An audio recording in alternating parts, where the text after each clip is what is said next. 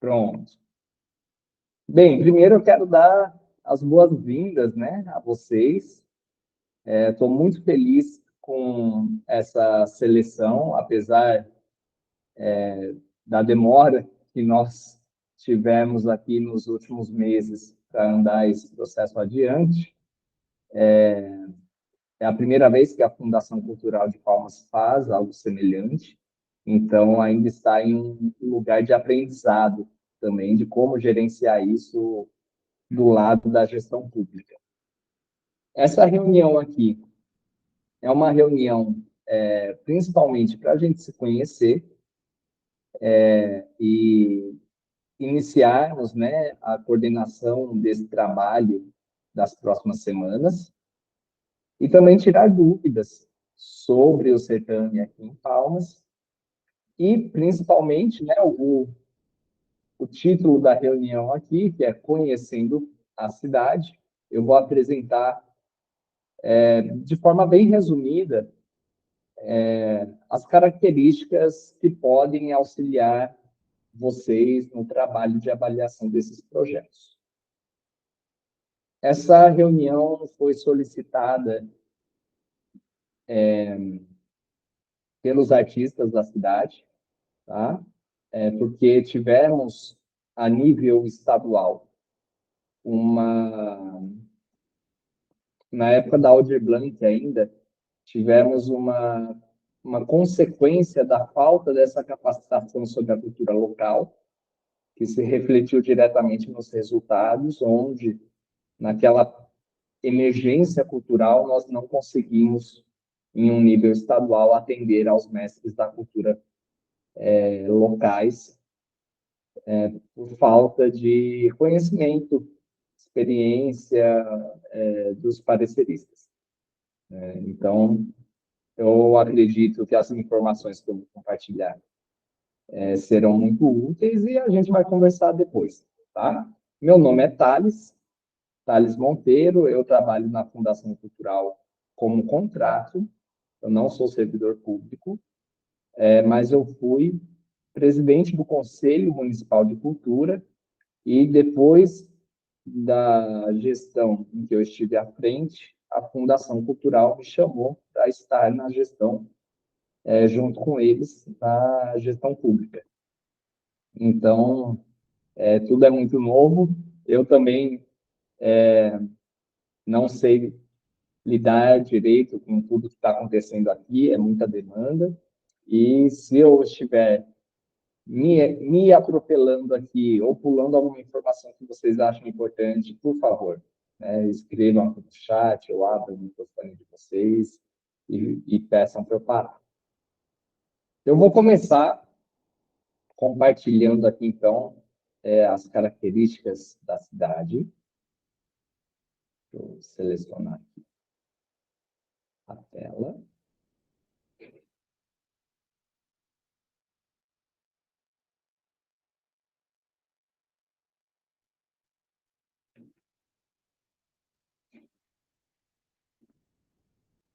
Ok. É uma pequena apresentação de slides, enfim, nós vamos ver aqui agora. Palmas, capital do Tocantins. Ela foi fundada em 1990. Eu sei que é muito mais nova do que muitas cidades aí de vocês, né, do Brasil inteiro. E isso faz as pessoas chamarem ela, darem apelidos, né, alcunhas a essa cidade, como a capital mais nova do Brasil, a última cidade planejada do século XX, que tem essa característica, tá? É uma cidade que foi planejada, e também caçula das capitais.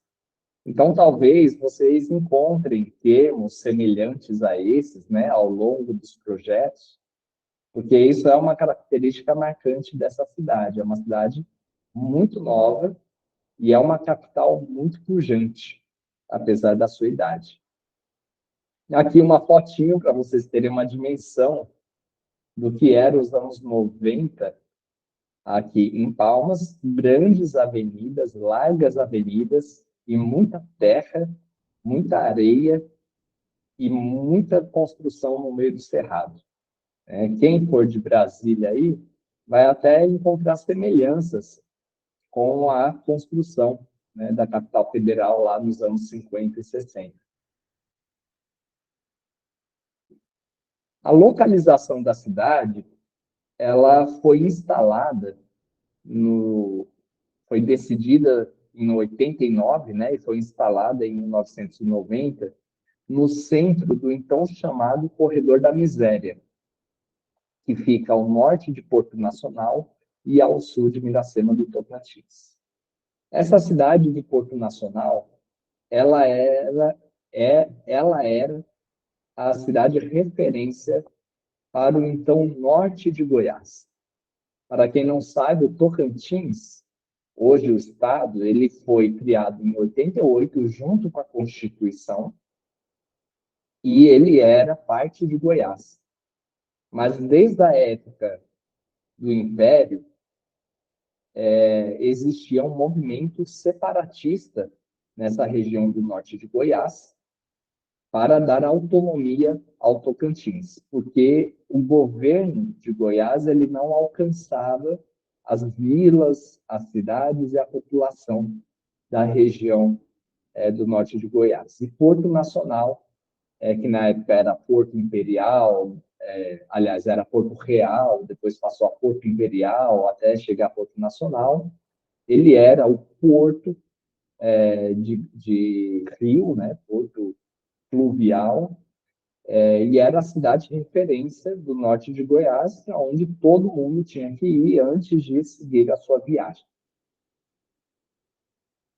Palmas é banhada a oeste pelo Rio Tocantins, que foi alagado no trecho dessa cidade para a instalação da usina hidrelétrica de Lajeado. Lajeado é a cidade vizinha ao norte e ela cedia essa usina hidrelétrica que foi pensada para dar autonomia energética para o Estado na criação dele, mas que hoje é exportada e faz o Tocantins, mesmo com, acredito que são 4 usinas no Tocantins, ter uma das tarifas de energia mais caras do Brasil. E do lado leste, a cidade é margeada pela Serra do Lajeado, onde há até registros de populações pré-históricas. Então, nós temos ali sítios arqueológicos que estão começando a ser mapeados pelo IFAM e pelo nosso Serviço de Patrimônios da Fundação Cultural.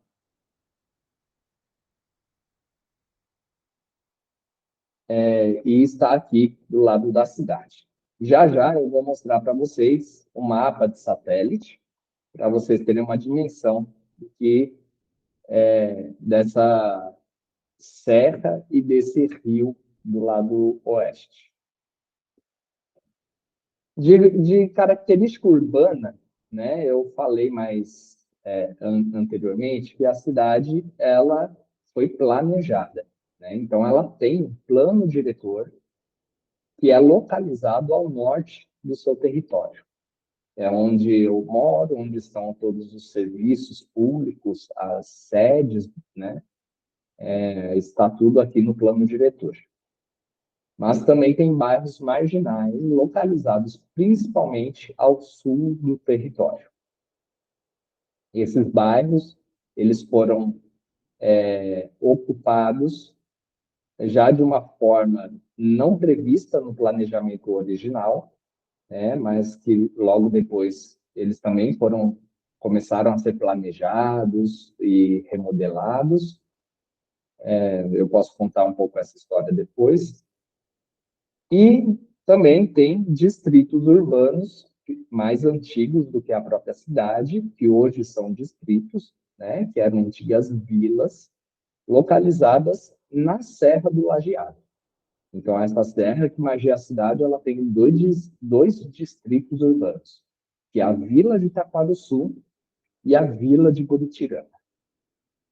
Esses distritos eles são mais antigos do que Palmas. Hoje, a cidade vive um desenvolvimento urbano crescente, o que está adensando a população.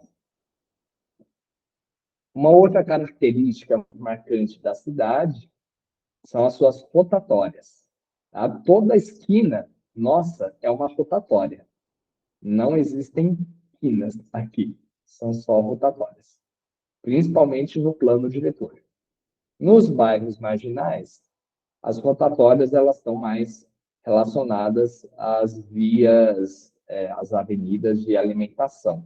Né? Aí são lugares mais próximos de uma cidade normal, uma cidade padrão. Tá? Mas as rotatórias são uma característica muito marcante aqui da cidade. Provavelmente vocês verão nos projetos, né? Podem ver nos projetos referências à questão do vazio urbano, das rotatórias, do verde, etc. Outra característica são as cachoeiras da cidade, que estão na Serra do Lajeado. São 77 cachoeiras que dá para visitar, tá? De níveis diferentes ali de dificuldade de acesso, mas são 77 mapeadas que é possível visitar, e outras 137 que não são acessíveis para o turismo. Né? São aí cachoeiras já do meio da mata. E também, como temos o rio, que margeia a cidade, né? Temos também as praias urbanas, as praias de rio. A cidade hoje tem 5 praias, são 4 localizadas no plano diretor e uma localizada fora do plano diretor. Aqui eu vou interromper o compartilhamento e abrir o mapa para a gente ter uma dimensão do território. Eu vou compartilhar aqui a tela.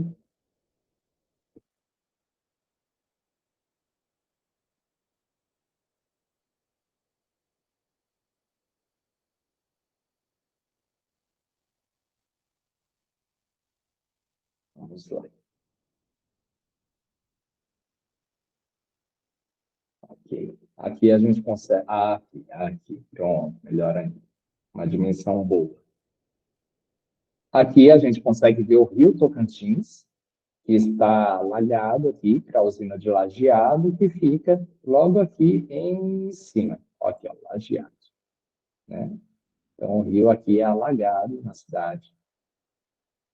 E temos essa grande área verde aqui, é a montanha, é a serra. Né? Então, ela não tem construções porque é justamente a serra do Lajeado. Quando a gente olha esse território, a parte construída mesmo, né, a parte urbana, nós podemos notar esse destaque aqui, que é o plano diretor.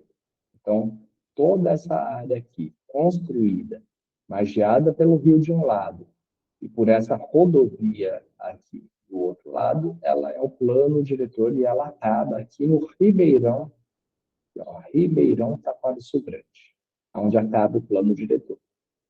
Nesse plano diretor, nós temos a Vila Olímpica, temos até um cartódromo, temos universidades, temos bairros inteiros, muitas rotatórias, aqui, ó, rotatória, rotatória, rotatória, e assim por diante, né? Cada esquina de avenida é uma rotatória diferente. Temos também muitas áreas verdes que são de preservação permanente, tá? São áreas verdes protegidas por lei, para que a cidade não cresça de forma ambientalmente insustentável. E temos aqui no centro, no centro não, né? No encontro das duas principais avenidas, temos a Praça dos Girassóis, que é a segunda maior praça do mundo. Ela tem 800 metros quadrados e é onde fica o poder estadual. A sede do poder estadual do Tocantins fica na Praça dos Girassóis. Ela parece grande, gente, mas eu já andei muito a pé nela, tá? É bem, bem legal. E aqui no meio da Praça dos Girassóis, nós temos um monumento, que é o monumento ao Centro Geodésico do Brasil. Vocês podem procurar depois, né? Esse termo centro geodésico, quem inventou, queria dizer que a distância daqui até todas as extremidades do Brasil é a mesma, então é como se fosse o meio do Brasil, né? Mas esse termo ele carece de fontes confiáveis também. Então, mas é uma ideia que pegou aqui, tá? Então, a Praça dos Girassóis, ela é tipo o centro do Brasil, aqui em Palmas.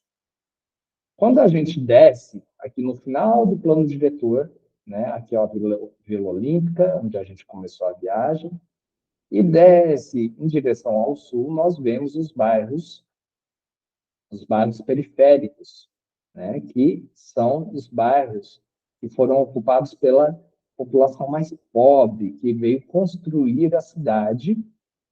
Então, eles vieram construir o plano diretor e quando os governantes viram que iriam morar do lado, né, dos pedreiros, dos mestres de obra, eles trataram logo de construir um bairro afastado para essas pessoas. E hoje, esse bairro aqui, essa não é um bairro só, né, são inúmeros bairros aqui, toda essa região, ela tem mais de 60% da população de Palmas, tá bom? Era a região conhecida como Aureniz, Taquaralto, Santa Fé, Taquari, esses são os bairros afastados. Sendo que Taquaralto, que é o bairro mais comercial dessa região, ele tem uma avenida comercial que hoje arrecada mais imposto de comércio do que o centro comercial do plano diretor. Tá? Então, aí as características para vocês irem entendendo a cidade. Quando a gente sai da cidade, aqui na região do bairro mais afastado, né? E vamos em direção à serra, pegando a rodovia, a gente chega na Vila de Taquarussu. A Vila de Taquarussu é um distrito hoje, era uma cidade independente na época do Goiás, né? Antes da criação do Tocantins, era independente. Depois se tornou sede provisória do Tocantins, porque já sabiam que ia ser por aqui a capital, até que decidiram construir Palmas do lado. Então, essa vila aqui, por estar no meio da floresta não, da serra, ela tem uma pegada turística muito forte.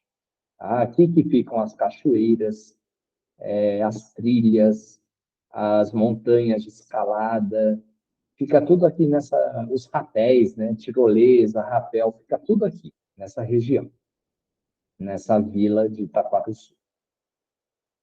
Hoje é uma vila que atrai muitas pessoas criativas que trabalham, aliás, em home office, né? Então, elas se instalam ali numa casinha simples e trabalham pela internet através dessa vila. E também as pessoas que trabalham com turismo, com artesanato, com culturas populares e tradicionais, elas costumam ficar aqui nessa vila ou ter seu trabalho atrelado às expressões dessa vila. E bem mais distante de Palmas, continuando na rodovia, nós temos o distrito de Buritirana, é bem longe mesmo, aqui, Buritirana, que é um distrito menorzinho, fica no meio de fazendas aqui, então os trabalhos aqui estão muito atrelados à vida no campo. Infelizmente, né, a soja já chegou aqui também, aqui era tudo floresta de cerrado. E bem, são as características. Eu estou voltando aqui para Palmas, o aeroporto de Palmas, ó, quando vocês vierem visitar a gente, vocês vão pousar aqui, né? Quando vocês quiserem. Vão pegar essa longa rodovia até chegar aqui na cidade e para onde vocês precisarem ir. Vou interromper aqui agora e voltar para a apresentação.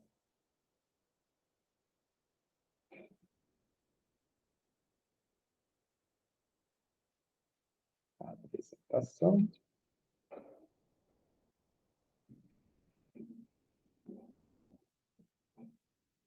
Agora, sobre as características culturais, né, da cidade, culturais e artísticas, a primeira coisa que a gente deve pensar é que é uma cidade de grande fluxo imigratório. Muitas pessoas vêm para cá, do próprio Tocantins, do Maranhão, de Goiás, do Pará, do Rio Grande do Sul, de Pernambuco, do Mato Grosso e da Bahia. Essas são as principais rotas migratórias para Palmas e são as principais populações de tradições culturais. Né? Então, aqui na cidade, nós temos redutos, né, de tradição maranhense, tradição paraense, Goiás, tradições baianas, tradições nordestinas e assim por diante. As pessoas vêm para cá e, por ser uma cidade nova, né, elas não elas não se aculturam, né? Elas não abrem mão da cultura delas e tem espaço aqui na cidade para a expressão de todas essas culturas. Na área artística, é uma cidade que vai do tradicional ao contemporâneo nas linguagens, tem uma forte formação livre, principalmente, tá? Cursos livres, e formação superior em algumas áreas, como teatro, música e artes visuais. Tá? As outras áreas têm formação livre aqui. Tem uma cena jovem, principalmente, na área da música, isso tem um destaque muito grande, porque a música está muito atrelada à cultura, né? E desde o norte de Goiás até o início do Tocantins, a música ela falava muito da terra, dessa identidade, a identidade tocantinense, a identidade da pessoa dessa região. E agora tem uma cena mais jovem que busca criar uma nova musicalidade, levar isso para o Brasil todo, né? Dar uma ampliação do alcance da música feita aqui no Tocantins e não necessariamente fala mais sobre as características culturais. Né? Aqui embaixo eu marquei espaços institucionais. Isso diz respeito ao fato de que a nossa cidade ela tem poucos espaços independentes. Então, a maior parte dos espaços onde são realizadas as apresentações, os eventos, eles são espaços institucionais, seja da prefeitura, seja do Estado, seja do Sistema S também. Aqui em cima eu escrevi cena curta, né, porque nós não temos aqui, no olhar artístico, né, que eu estou falando, a gente não tem uma cena artística economicamente forte. Então, quando um espetáculo é criado, a vida desse espetáculo ela é curta, porque são poucos lugares para apresentar. Para sair da cidade custa muito caro, né? Tocantins, por ser o centro geodésico do Brasil, acabou ficando longe, Palmas, aliás, né? Acabou ficando longe de tudo. Então, qualquer viagemzinha é cara para fazer. Então, os espetáculos aqui, eles nascem, existem e logo eles morrem. Né? Isso é um desafio para a gente, que está na gestão pública, para a gente conseguir fortalecer esse espaço. Né? E aqui eu já trago o desafio de sustentabilidade, porque apesar de termos realmente uma cena curta, Ao mesmo tempo, nós temos alguns coletivos, alguns grupos artísticos que conseguem, nesse lugar, nesse lugar de poucos espaços independentes, nesse lugar com pouco estímulo à permanência, né, da cena cultural, do repertório, da temporada, esses grupos eles conseguem resistir e se sustentar da arte, né? Eles viajam muito, eu acredito que apresentam até mais fora do que aqui dentro, mas é um desafio também para a gente, essa questão da sustentabilidade.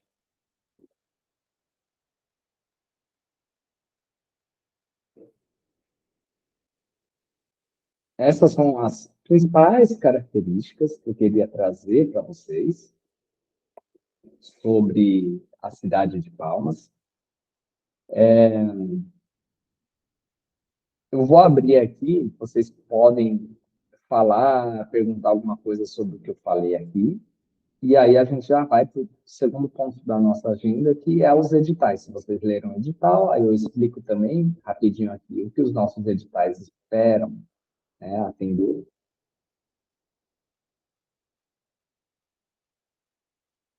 Então, vocês podem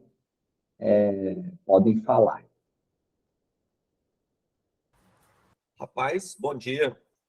Bom dia. Alexandre aqui de Salvador. Cara, eu achei tudo muito, muito bem explicado, muito bacana. Só teve uma coisa que eu realmente não gostei, cara. Você faz a propaganda toda da cidade aí, as cachoeiras, não sei o quê, e a gente não vai. Antigamente parecia isso aí em lugar, tá? Só isso que eu não curti muito, assim. Gostei bastante, viu? Tamo junto. Pode mandar passagem aí.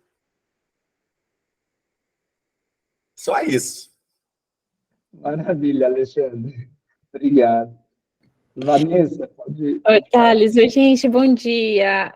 Muito obrigada pela explicação, Thales. Na verdade, eu não conhecia Palmas, eu não tinha ideia de nada. Eu adorei, assim, já deu até vontade de querer conhecer. Não sabia que era uma cidade tão nova, não sabia que era uma cidade planejada. Enfim, só te agradecer aí pelo conhecimento.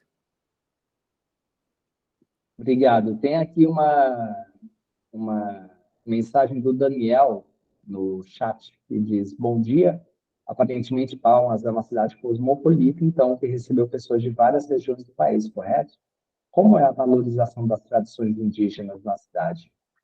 Ótimo, Daniel, você ter levantado esse ponto. Nesse resumo, eu esqueci de colocar aqui. As tradições indígenas são fortíssimas. Tá? O Tocantins, ele tem, são 6 ou 7 nações indígenas aqui dentro do Tocantins, inclusive 2 territórios. Palmas não tem nenhum território, tá?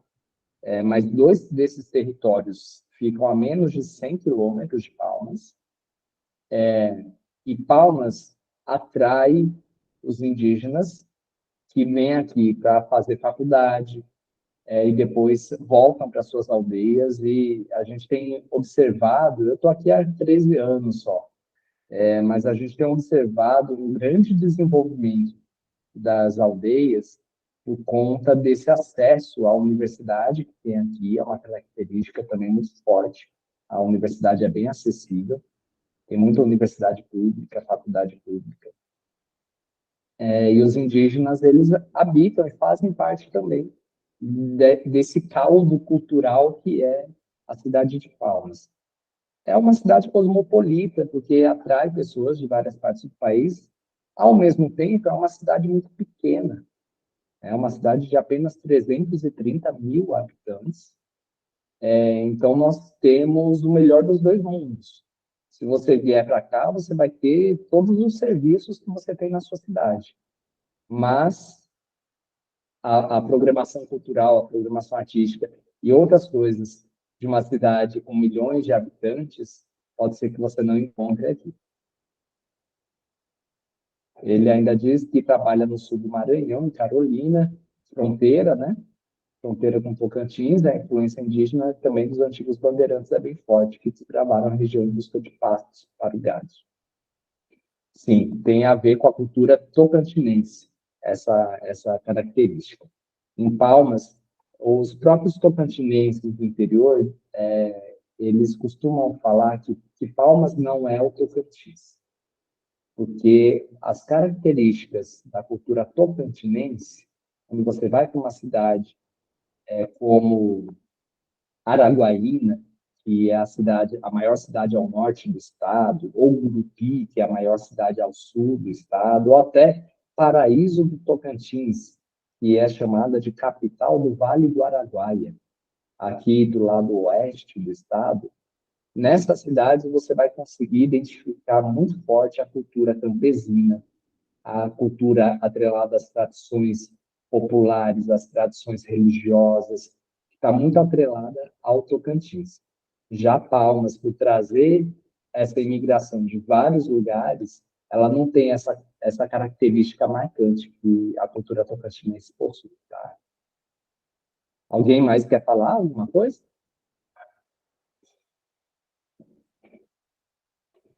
Ok. De nada, Daniel.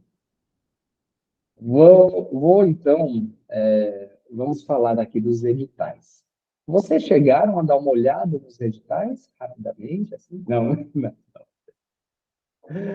Deixa eu abrir ele aqui, de forma bem resumida, só os principais pontos de cada um deles. Aqui em Palmas, nós estamos distribuindo 2.700.000 reais, aproximadamente,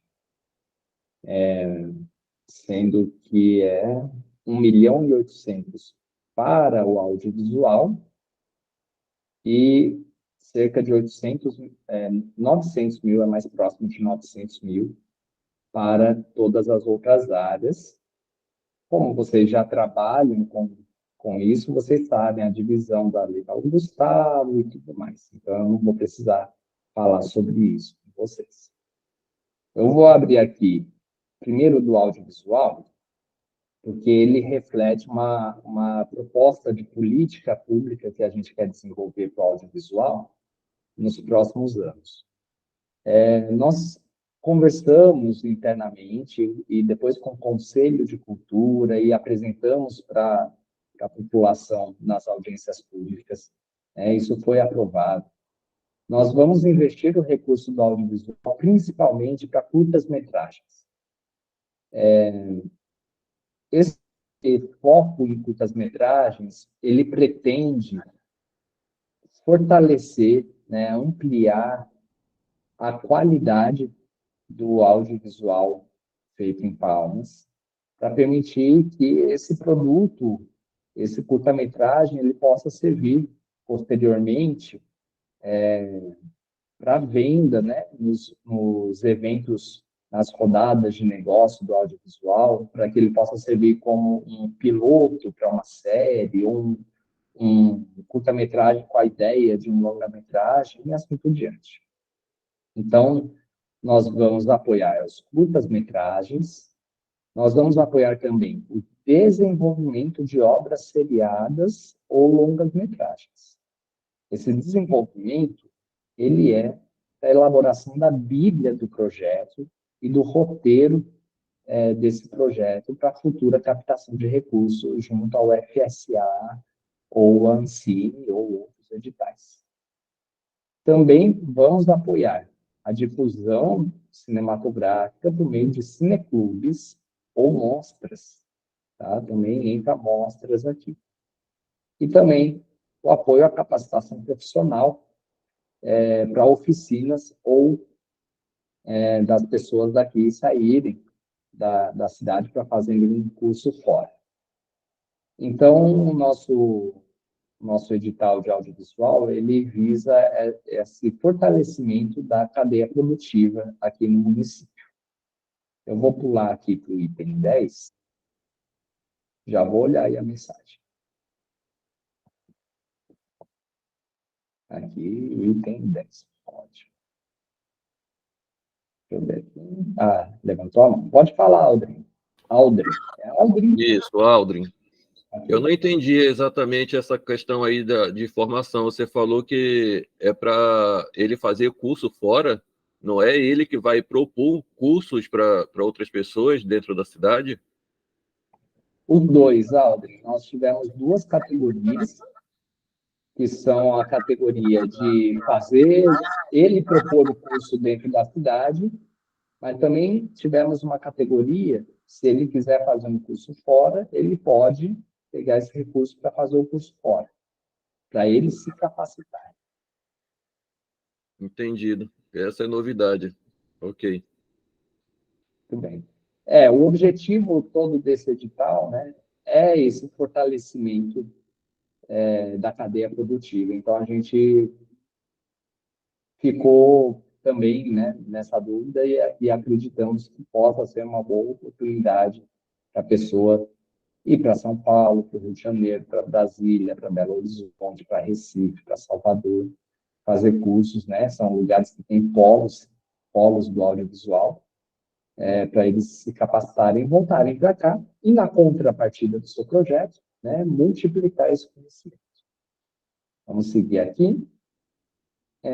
Tem algumas características dos projetos de audiovisual aqui, que nós incluímos e que eu vou passar depois para vocês, né, em um resumo da atuação de vocês, que para não ficar na mão de poucas pessoas, nós limitamos, né, que aqui, a equipe principal tenha mais de 2 funções por um mesmo profissional. Também limitamos que um mesmo diretor participasse de mais de 2 projetos nesse edital. Isso para a gente permitir que outras pessoas experimentem essa função e também se desenvolvam na linguagem. Temos também aqui as obrigações, né, do que eles devem apresentar para vocês, que para os projetos de produção de curtas-metragens, eles vão apresentar a sinopse, o roteiro e uma proposta de direção. Também, para gênero documentário, é um roteiro apenas indicativo, mas principalmente que tenha o seu argumento, uma previsão da estrutura do documentário, a indicação de possíveis depoimentos, possíveis entrevistados e também a proposta de direção.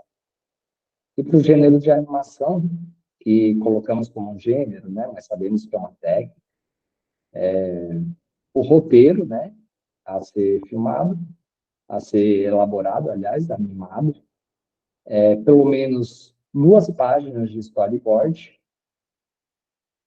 indicação de estudos desses personagens, com cenários, ilustrações dos personagens, com a sua descrição e também com a proposta de direção.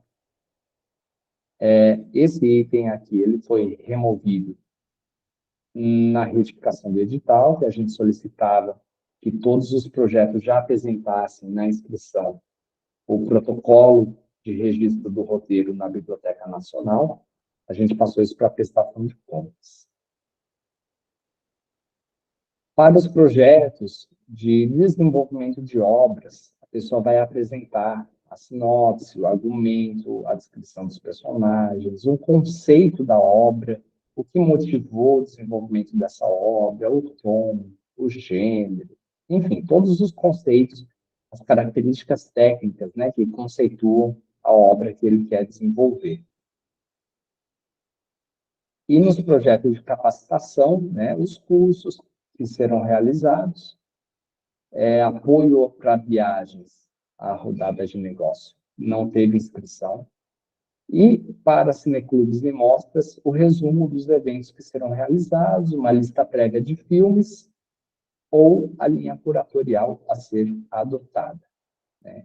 Então, a gente espera que esse edital ele possa trazer para a gente um auxílio, né, na formação não apenas de profissionais, mas também de espectadores, né, do cinema, por meio dos cineclubes. Alguma dúvida sobre o edital de audiovisual? Eu falei bem resumido aqui, mas eu vou passar para vocês uma bibliazinha para vocês, por pontos a serem observados, né? De cada projeto para vocês se lembrarem, conforme vocês forem analisar. Pode falar, Antonieta. Thales, esse número de 25 iniciativas, ele é dividido entre esses eixos e cada um tem uma quantidade, é isso? Isso. São, assim, de cabeça, são 15 projetos de produção, 2 de desenvolvimento, e os outros 8 são de capacitação, cineclube e tá? Obrigado. Bem, vou compartilhar aqui agora o edital de culturas e linguagens. Como o nosso próprio fundo de cultura é pequeno, a gente sempre faz um edital só, né, e divide tanto culturas, expressões, né, da cultura em um eixo e as linguagens artísticas em outro eixo. Então, esse edital ele vai contemplar 49 propostas. O dinheiro ficou apertado, porque nós temos uma política de atender a todas as áreas citadas no nosso Sistema Municipal de Cultura, que são essas áreas aqui. Então, ainda que não tenha inscrição em uma ou outra, né, ou que não tenha aprovado, mas nós oferecemos, né, a vaga para todas elas. Isso sempre faz o valor final de cada projeto ficar arrochadinho, né, ficar pequenininho. Tem teatro aqui também, ó, na outra página. Aqui os valores são aproximadamente R$ 22.500 para cada projeto, né? É um valor que sabemos ser pequeno, mas é o valor que deu para fazer. Ele já inclui a acessibilidade da obrigatória da Lei Paulo Gustavo. Aqui tem a distribuição. Eu quero ler aqui em cima. Aqui, o que é cada eixo. Então, no eixo de culturas, que vai envolver aí, o patrimônio cultural, o artesanato, as culturas populares e tradicionais, as culturas afro e culturas indígenas, esse eixo vai selecionar projetos que desenvolvam a pesquisa, a difusão e o registro das manifestações culturais de Palmas relacionados a essa área que eu falei, né? As áreas, dos povos que coabitam e desenvolvem o município, com o objetivo de estimular a valorização e a reflexão sobre a diversidade de culturas e tradições que compõem o tecido social e humano da cidade e proporcionar o acesso da população a esse conhecimento. Então, esse é o coração dos projetos relacionados à cultura. Ajudar a gente, né, enquanto população, sociedade, a entender as influências diversas dessas múltiplas culturas que habitam a cidade.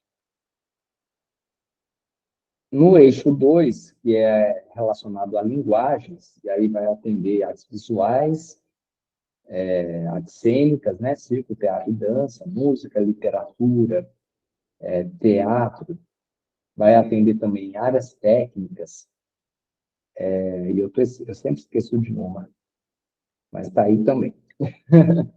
Ela vai selecionar projetos que desenvolvam, né, então, para desenvolvimento de obras, para circulação de obras, ou para a sua difusão em formatos físicos ou digitais, incluindo projetos de mediação.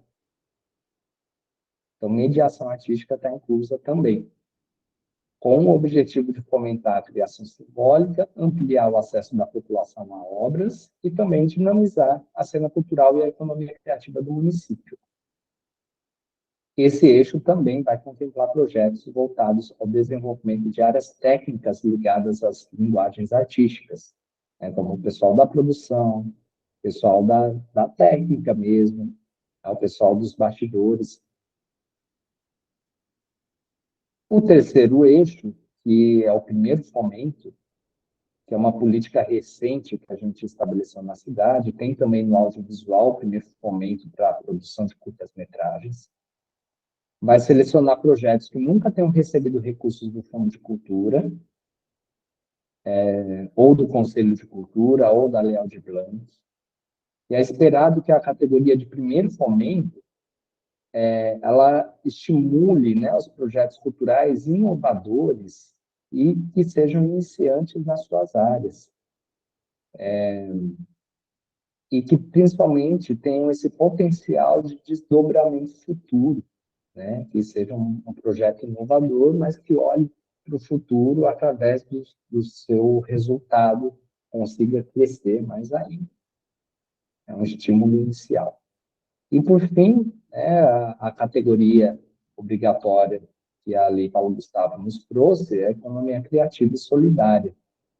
Então, esse eixo aqui vai selecionar os projetos de economia criativa e solidária, que tem por objetivo difundir, comercializar, gerar conexões e oportunidades de negócio para os diversos setores da economia criativa, não somente aqueles ligados à arte e cultura. Então, esses são os grandes grupos de projetos que depois são detalhados, né, nas suas categorias. Então, aqui é o eixo 1, o artesanato, culturas e patrimônio. Aqui o eixo 2, aqui é o que eu sempre esqueço, design e moda também. Desculpa aí quem foi de design e moda. É que é relativamente novo, a gente acaba esquecendo. E bem, aqui também tem, né, o item 10, que é o item principal para vocês ficarem de olho. Ele também fala das obrigações, né, das informações obrigatórias a serem apresentadas, como projeto de criação, projeto de montagem, conceito da obra, e assim por diante, né, um detalhamento dos projetos. Eu vou interromper aqui o compartilhamento, voltar para a sala com vocês. E esse é também, claro, um resumão, né, dos nossos editais. Vocês têm alguma dúvida sobre eles? Pode falar, Aldo. Eu não sei se ainda vai comentar ou se a minha pergunta está adiantada. O sistema de avaliação, se vão enviar por Drive, se tem algum sistema próprio, tipo Prozas, mapa cultural. Ótimo, Aldo. Obrigado pela pergunta. Nosso sistema é o Prozas. Tá? Vai ser tudo ali através do Prozas e é necessário que vocês tenham o cadastro na plataforma. Tá? Quem está com Prozas está tendo muito problema. Tudo bem, nós temos tempo e se precisarmos adiar mais alguns dias o resultado, a gente faz esse adiamento. Antonieta, pode falar. Eu queria saber, como é que vai ser o esquema dessa divisão de comissão, no sentido de, vai ser projetos aleatórios divididos entre 3 pessoas, ou se vai ser formada uma comissão, porque, por exemplo, né, se vai ter uma distribuição por linguagem também, ou se todo mundo vai avaliar tudo, porque, por exemplo, como é que a gente vai saber se 2 diretores participam de mais de mais projetos? Queria que você desse uma clareada aí. E, claro, depois falar do número de projetos, que é uma coisa que todo mundo deve querer saber, né? Não sei se você já sabe, né? Enfim. Ótima pergunta, Antonieta. Vocês foram separados na área de atuação de vocês, em uma das áreas, né, de atuação de vocês, de acordo com as listas de classificação ali do resultado final do credenciamento. E também de acordo com quem respondeu aquele e-mail, né, o primeiro e-mail que eu enviei para vocês. Quem respondeu primeiro, eu já fui chamando, né, já fui colocando na lista. Então, nós temos uma situação que é a seguinte: no ETP desse edital, foi previsto 2 profissionais por projeto. Tá? Esse ETP ele foi feito em dezembro do ano passado, e ao longo desse ano, os membros da comissão que gerem a Lei Paulo Gustavo, gerem um fundo de cultura, né, e tudo que vem com o fundo de cultura, que é a Lei Paulo Gustavo e agora a FENAB também, decidiram que é melhor colocar 3 pessoas em cada projeto, ao invés de 2, porque antes a gente previu 2 pessoas, caso não tivesse uma concordância, né, de aprovar ou reprovar o projeto, a gente passaria para uma terceira pessoa. E aí eles já decidiram deixar 3 pessoas mesmo, em cada um. Então, eu precisei rearranjar pessoas, né, porque vocês marcaram 3 áreas, né, de atuação ali no credenciamento, e eu vou mostrar para vocês aqui como é que ficou, tá? Eu estou na minha casa e eu não tenho a lista, que ficou lá no computador da fundação, a lista nominal. Tem sim. Mentira, tem. Deixa eu abrir. Eu enviei para publicação no diário, vai estar bem aqui.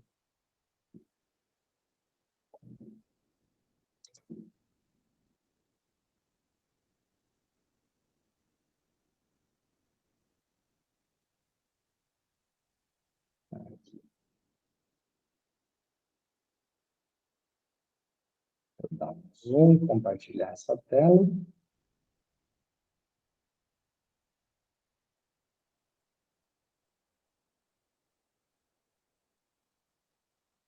Acredito que vocês já consigam ver. Então, a distribuição ficou assim, né? De acordo com o ETP, essa foi o quantitativo, tá, reservado para cada área. Então, artes cênicas inclui dança, circo e teatro. Essas 3 pessoas. Artes visuais, essas 3 pessoas. Vou deixar parado aqui mais um tempo, para caso vocês estejam vendo, né? Artesanato, Mariela e Adson. Bem, eu já falei, né? Vou falar. Vamos lá. Artes cênicas, Cristiane, Lúcia e Márcio. Artes visuais, Aldrin, Kelly e Vanessa. Artesanato, Mariela e Adson. Audiovisual, Thalita, Jerusa, Tiziane, Sandra, Andréia e André. Cultura afro, Marcos e Andressa. Culturas populares, tradicionais e originárias, Caio e Rodrigo.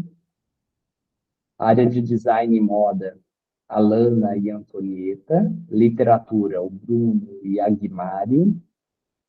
Música, Daniel, Alexandre e Thaís. E patrimônio, Fernanda e Ali. Quer dizer que vocês só vão trabalhar nessa área? Não, tá? Porque eu precisei rearranjar a área de vocês para atender a demanda da comissão gestora, né, de 3 pareceristas por projeto. Eu vou abrir aqui a distribuição dos projetos. Primeiro tem uma pergunta, né? No e-mail informaram que seriam, em média, 15 projetos por parecerista. Esse número aumentou? Não. Esse número é uma média que a gente obteve através do cálculo dos últimos 2 editais de cultura da cidade, que foi 2023 e 2021. Então, ele é um número de referência, né? Inclusive, um número de referência do ETP. Então, é por isso que eu falei ele. Ele não aumentou e pode ser que seja menor para alguns, tá? De acordo com a quantidade de inscritos na categoria. Vamos lá, eu vou compartilhar essa tela aqui, que foi... Ontem a gente ficou lá na fundação, trabalhando nessa distribuição, né, e na habilitação das inscrições dos projetos. Deixa eu ver se eu consigo melhorar ainda mais aqui. Aí. Então, nós temos, no eixo de cultura, um projeto de artesanato, inscrito. Essa inscrição aqui, gente, é a inscrição já habilitada, tá? É habilitada isso aqui. Tem as outras que foram inabilitadas por erro, por falhas, por preenchimento incorreto, enfim. Então, aqui foi inserido parecerista 1, 2 e 3 para esse projeto. E aqui embaixo, na área de culturas populares e tradicionais, foi inserido esses pareceristas, também esses. Eu vou passar isso aqui para vocês. Né? Cultura afro e indígena, também foram inseridos os pareceristas aqui. Patrimônio cultural, os pareceristas, e assim por diante. No eixo de linguagens, temos artes visuais, técnica, circo, dança, design, literatura e etc. Eu tenho aqui do lado a listagem de quantitativo de projetos que acabou ficando a cada um. É claro, né, gente? Vocês sabem disso porque vocês estão trabalhando esse ano bastante nessa lei. A maior parte dos recursos e a maior parte dos projetos é do audiovisual. Né? Então, acaba que a demanda maior de avaliação de projetos fica também com o audiovisual. Tá? Então, ficou esse quantitativo aqui, no mínimo 8, tá? De projetos, e o pessoal do audiovisual vai chegar em 22. Então, esse é o quantitativo previsto. Por que previsto? Porque ainda tem a fase recursal, que aqui em Palmas costuma ser bem dinâmica, né? E na fase recursal, pode ser que um projeto que tenha sido inabilitado na inscrição, devido a qualquer motivo, pode ser que ele seja aceito para avaliação, e aí vai ser repassado a vocês para uma avaliação futura. Tá? Também pode acontecer de... Aldrin, pode falar. E o prazo? Nosso prazo, estamos trabalhando com o dia 21 de novembro. Tá bom? Inicia quando? Segunda ou terça-feira, no máximo. Márcio, eu vou te falar, quando você vai avaliar aqui. Previsto, tá, Márcio? Lembre-se, é sempre previsto. 10, tá? Eu vou passar esse quantitativo para vocês, de forma individualizada. Aqui. Vou passar esse quantitativo para vocês, de forma individualizada. Vou também criar um grupo no WhatsApp. Eu sei que vocês devem estar cheios de grupos, e tenho certeza, eu também não gosto de grupos, mas o grupo para a gente passar as próximas semanas ali conversando juntos, né? E vocês, qualquer dificuldade na avaliação ou dúvida, vocês vão inserindo ali no grupo do WhatsApp, que aí eu vou atendendo vocês por ali, tá? O que mais que nós podemos combinar hoje? O empenho. O empenho, os processos de vocês foram finalizados ontem, foram todos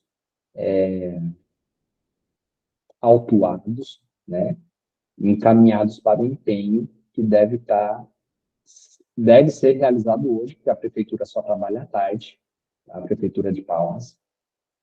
O empenho hoje, o jurídico já está trabalhando nos contratos de vocês para assinatura na segunda ou, no máximo, terça-feira.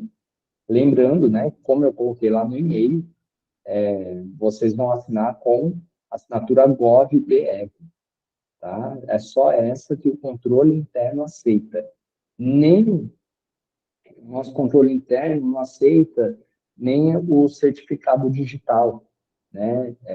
A chave digital ele também não aceita, ele só aceita, por enquanto, assinatura pelo sistema GovBR, tá? Então, vocês vão receber, eu vou enviar para vocês individualmente os contratos, e vocês vão receber, assinar e mandar de volta para mim, e a partir desse envio de volta, eu já libero o acesso de vocês para a plataforma Process. Sendo que eu espero, né, que o e-mail que vocês usem na plataforma Process seja o mesmo e-mail que vocês recebem as minhas mensagens, porque é esse e-mail que eu tenho de vocês, né? Agora, se não for o mesmo e-mail, me manda lá no e-mail falando, aqui é fulano, esse aqui é o meu e-mail do Process, para eu poder substituir no cadastro, tá? Aldrin.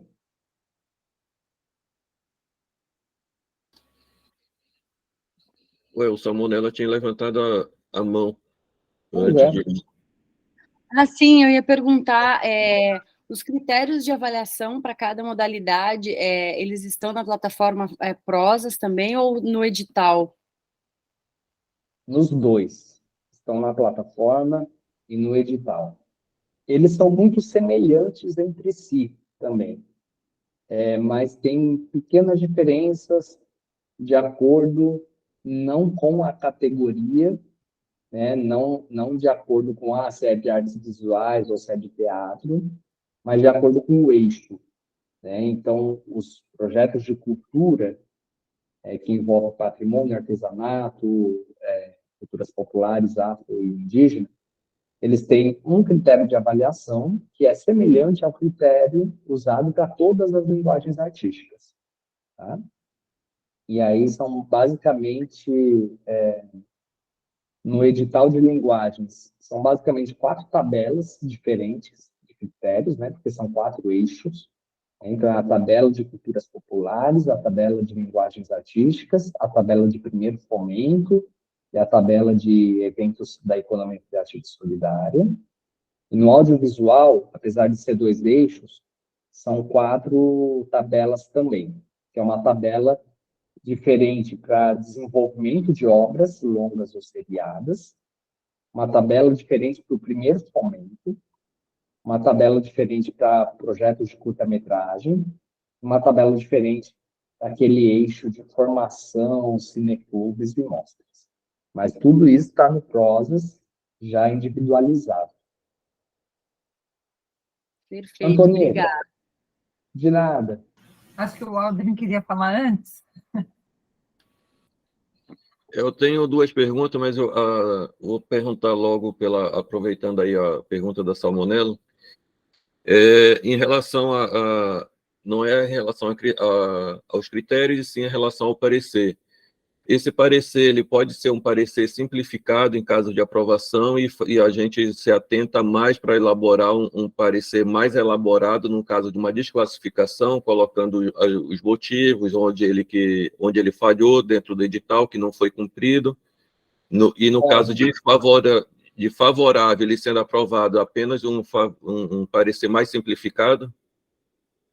Aldrin, pode. Tá? Okay. Eu vou supervisionar esse trabalho, e aí se eu achar que, às vezes, aquela pessoa específica, né, aquele grupo específico, eles precisam de mais, né, texto ali, substância para desclassificação, para classificação, aí eu vou, individualmente, vou falar, olha, Aldrin, você avaliou esse aqui, mas eu conheço, né, esse pessoal, eles vão reclamar, então... Você pode justificar mais, escrever mais aqui e tal, tá bom? Ok. Antonieta? Você terminou, Aldrin? Acho que você ia falar mais alguma coisa. Eu queria que ele me falasse um pouquinho mais em relação à contrapartida e acessibilidade. Então, eu vou pegar o gancho, que a minha pergunta era um pouco essa. Primeiro, saber, até de curiosidade, se vocês alcançaram o número de inscritos, né? Só para a gente ter uma ideia. Se tem uma nota de corte, e se a acessibilidade entra como desculpa, eu não li ainda o edital, se entra como um dos critérios e zerando, ou se a ideia não é zerar e depois refazer, e se tem desconto sendo pessoa física, porque isso também está tendo uma enfim, Sim, sabe, de né? imposto. Aí essas são as minhas... Ótimo, vamos lá. Se eu esquecer alguma pergunta, você me fala, tá? Acessibilidade e contrapartida, de acordo com a Lei Paulo Gustavo, tá? A contrapartida obrigatória tem que ter, não tem para onde correr. Inclusive, aqui em Palmas foi bem discutido isso, porque a gente conseguiu, né, depois de muitos anos, há uns 3 anos atrás, conseguimos retirar as contrapartidas dos nossos editais municipais. Porque acabava, assim, o recurso já é pequeno, aí os artistas reclamavam que eles acabavam trabalhando dobrado, porque tinham que fazer a prestação, a contrapartida. Né? A gente conseguiu convencer o jurídico do município a retirar, mas a Lei Paulo Gustavo, ela traz isso obrigatório. Não tem para onde a gente correr. A acessibilidade, apesar da Lei Paulo Gustavo permitir, né, que em casos extraordinários, não é nem a Lei Paulo Gustavo, é a regulamentação, é a portaria que regulamenta a acessibilidade, né? Na Lei Paulo Gustavo e futuras leis também. Ela permitir que, em casos excepcionais, não se use esse recurso, nós estamos pedindo que as pessoas contribuam sim com isso. Nós temos uma comunidade surda grande aqui em Palmas, que frequenta os espaços de entretenimento e cultura, e que deixa, né? Hoje eu não sou mais produtor, hoje eu estou do lado da gestão, mas quando eu era produtor eu ficava de queixo caído, porque assim, gente, acessibilidade é algo que é obrigatório por lei, né? Já há 8 anos, e a gente ainda não conseguiu estabelecer isso. E agora, pelo menos, a gente está dando 10% a mais do projeto só para isso. Então, a gente está exigindo, sim, que as pessoas coloquem acessibilidade no projeto. E ele é um ponto, um critério de avaliação. Ele vale ponto, vale muito ponto, tá? E você pode, ali, a partir da leitura do projeto, julgar se aquele projeto está realmente pensando em acessibilidade ou não. Só tem 2 lados. E a última pergunta era... Se tem uma nota de corte, né, e se gerar em algum critério, isso é fator de desclassificação. Tem alguns editais sim, outros não. E também o imposto de renda, né? Sim, temos uma nota de corte, ela é de 50 pontos, tá? O nosso edital é de 100 pontos, cada projeto 100 pontos, a nota é 50, é uma nota relativamente baixa. Eu não estou lembrando de cabeça se zerar em algum critério elimina, mas eu acredito que não, até porque, assim, nós temos 100 pontos para cerca de 4 ou 5 critérios, é muita pontuação para cada ponto, né? Ainda assim. Então, acho muito difícil um projeto zerar em alguma... Não lembro de cabeça, Antonieta, mas eu vou olhar hoje atentamente isso e vou te trazer essa resposta, tá? Sobre o desconto do imposto de renda para pessoas físicas. A Prefeitura de Palmas optou por manter a previsão de retenção do imposto na fonte para pessoas físicas, porque não acredita ser da alçada da AGU uma decisão jurídica sobre tributação de impostos, né? Então, a gente está aguardando ou um parecer da Receita Federal ou do TCU, né, sobre isso, para que possa ter essa segurança jurídica de abrir mão de uma obrigação, a princípio, uma obrigação tributária da prefeitura, tá? Então, a gente mantém essa previsão e se chegar futuramente, nós lemos, sim, lemos o parecer. A prefeitura não acha da alçada da AGU o estabelecimento desse parecer, é por isso que não foi aceito, tá? Se, né, a Receita Federal e o TCU falarem, não, realmente, ó, é isento do imposto, esse recurso ele vai ser devolvido aos contemplados, vai ser devolvido na restituição do imposto de renda do ano seguinte. Então, ele tem que constar na planilha o imposto. Sim. Obrigada. Isso foi bem avisado para as pessoas nas audiências, nas reuniões e também no lançamento do edital, foi bem avisado para elas. Então, o proponente tem que prever no orçamento o imposto de renda, caso não tenha, desclassifica ou tira pontos. Essa é sempre uma ótima dúvida, né, Márcio, quando a gente lida com projetos. Sim, a gente também é por flexibilizar, principalmente esse assunto do imposto, que não é que a prefeitura decidiu cobrar o imposto, até porque o imposto de renda nem é da prefeitura, né?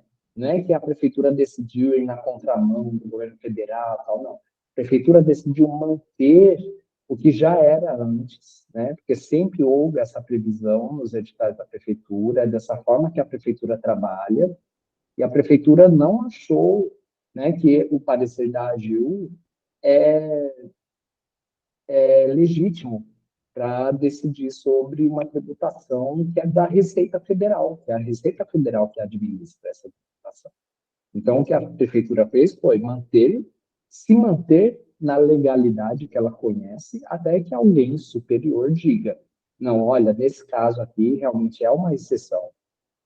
A legislação da Paulo Gustavo, realmente, ela traz questões que podem isentar o imposto de renda e pronto. Então, é isso que ocorre. E aí a gente flexibiliza, né? Porque é um ponto que está judicializado, é um ponto que está ainda esperando uma definição. A gente flexibiliza isso, tá? Mas as pessoas sabem que vai reter o imposto. Os grupos artísticos no WhatsApp, as federações aqui da cidade, as associações, todos eles sabem que a prefeitura vai reter imposto. Se não estiver no projeto, flexibiliza ali, porque se o projeto for, porventura, aprovado ou convocado, né, para assinatura do patrocínio, ele vai ser avisado na hora da assinatura sobre essa retenção, vai ter que readequar o orçamento e etc. Bem, gente, se houver mais alguma pergunta, a hora é agora. Se não houver, eu acho que podemos ir finalizando por aqui. Alden, pode perguntar. Não é tanto uma pergunta, e sim para ficar bem mais esclarecido. Então, a questão da contrapartida, que você falou que a Lei Paulo Gustavo ela exige, realmente ela exige, então, mas ela exige a gratuidade. Então, aqui em Palmas, se ele colocar que vai fazer uma exposição gratuita, então já está valendo. Se vai fazer uma publicação de livro e vai distribuir gratuitamente, está valendo, desde que seja gratuidade. Sobre os valores, eu acho que nós temos aqui... Tem um item do edital que fala sobre isso. Eu posso procurar para você e te responder. Pode me mandar um e-mail com essa pergunta que eu posso responder para você e depois eu ponho no nosso grupo do WhatsApp para atender a todos. A gratuidade, o que eu me lembro de cabeça, a gratuidade ela está atrelada ao audiovisual, ao edital do audiovisual, tá? Que a Lei Paulo Gustavo ela traz que os projetos contemplados no artigo do audiovisual devem garantir o acesso gratuito ao resultado. Então, vai fazer uma oficina, acesso gratuito, vai exibir um filme, acesso gratuito, etc. Eu não lembro do edital das outras áreas, mas eu acredito que a gente manteve o conceito de ingressos acessíveis, com cota para os serviços da prefeitura, uma cota de 30%, se não me engano. Mas eu vou ler isso exatamente e te passar, tá bom? A outra questão da acessibilidade. A lei ela exige que seja destinado 10% para acessibilidade. E aí só que tem algumas exceções, claro. Só que tem muitos projetos que a gente tem avaliado, onde o projeto prevê a acessibilidade, mas não consta no orçamento. Alguns editais estão levando bem ao pé da letra. Não consta no orçamento, é eliminado. Outros editais já flexibiliza. Ele está constando dentro do projeto? Sim. Então, flexibiliza. Então, eu gostaria de saber como é que vai funcionar aqui em Palmas. Ótimo, Aldrin. Uma ótima pergunta também. Nós demos um valor X, né, do projeto e adicionamos no valor 10%. E aí, a soma desses dois valores é o valor que a pessoa vai receber. Como você falou, existem previsões de exceção, né, na portaria que regulamenta a acessibilidade. Nós não citamos no edital essa portaria, né, mas os produtores audiovisuais, principalmente, eles sabem, porque o que nós apresentamos na audiência é que a acessibilidade ela pode ser feita tanto no projeto quanto na contrapartida do projeto. Nós vamos aceitar nessas duas etapas do projeto. Então, se a pessoa vai desenvolver um roteiro, qual vai ser a contrapartida dela? Talvez uma oficina de desenvolvimento, e aí é nessa oficina que a pessoa vai inserir a acessibilidade. Ou então, você vai desenvolver, né, o roteiro, a bíblia do projeto, já vai desenvolver também o plano de acessibilidade do filme dela, né, da obra audiovisual dela. E vai usar para desenvolver esse plano de acessibilidade, vai usar esses 10% para contratar uma consultoria especializada. Então, a gente tentou ser bem flexível com esses 10%, mas pelo que eu vi ontem, tem proponentes que não querem utilizar esses 10%, e aí eu não li os projetos, né? Eu só fiz uma varredura visual para ver se eles mandaram os documentos solicitados. E aí vocês vão precisar ver em cada projeto se está previsto ou não, mas é um item de avaliação também, acessibilidade. Ele é obrigatório, né? Tem que estar em algum lugar, à exceção de alguns itens. Então, eu acredito que pode ser aí uma causa de uma nota mais baixa, que possa acarretar a desclassificação dessa pessoa, a posterior desclassificação dessa pessoa.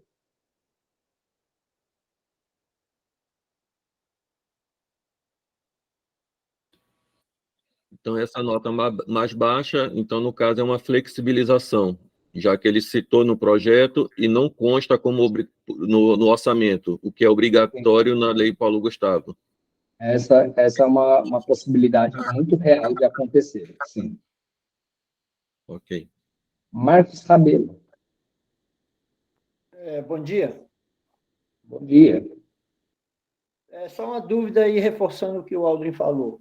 Você disse que a contrapartida é obrigatória e a acessibilidade tem que acontecer, né? Mas, por exemplo, um desses dois itens o proponente não colocou lá no projeto. Eu desclassifico. Quando eu desclassifico, eu zero?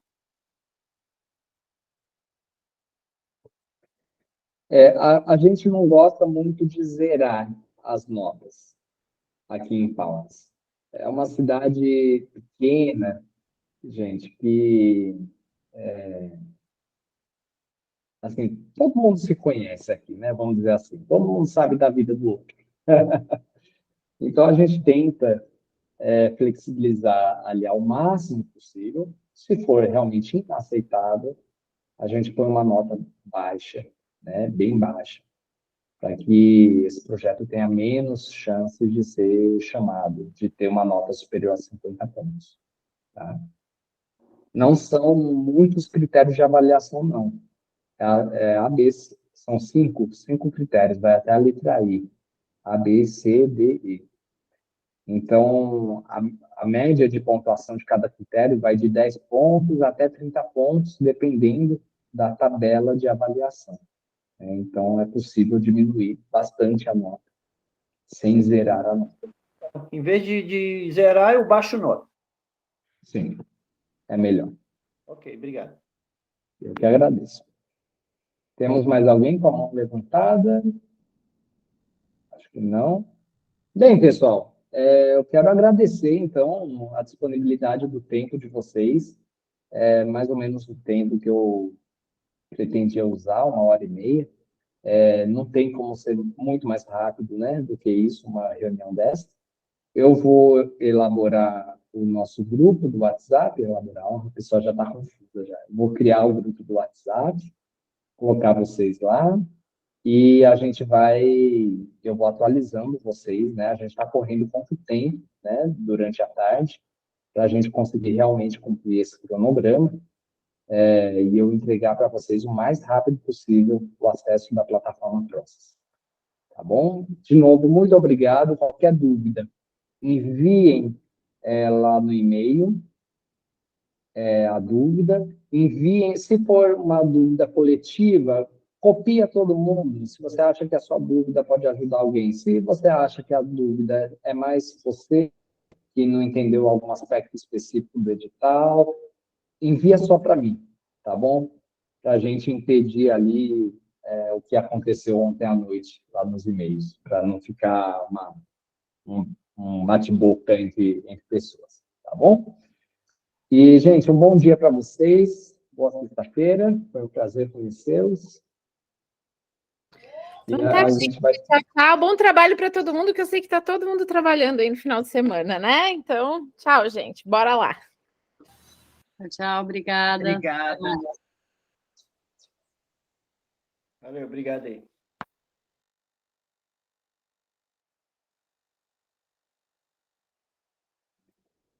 Essa foi a reunião com os pareceristas da Fundação Cultural de Palmas, no dia 10 de novembro de 2023, começou às 10 horas da manhã e encerrou às 11h27 da manhã.